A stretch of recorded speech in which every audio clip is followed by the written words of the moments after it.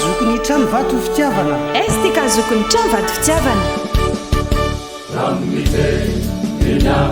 Ao anatin'ny fankalazana ny faha-efapolo taona STK zokony trano vato fitiavana dia asaintsika rehetra hiaraka mibavaka sy anome voninahitra an'Andriamanitra amin'ny fotoam-pivavahana ny kavana ny taom-pankalazana.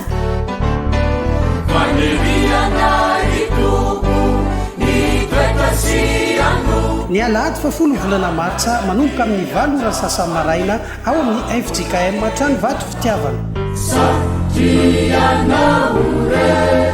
Ary Andriamanitra mahay mampitombo ny fahasoavana rehetra aminareo mba hanananareo ny olony rehetra ka hitombo amin'ny asa tsara rehetra. Koritiarina faharoa toko fasivy andiny ny fahavalo. STK zokony trano vato fitiavana. STK zokony trano vato fitiavana.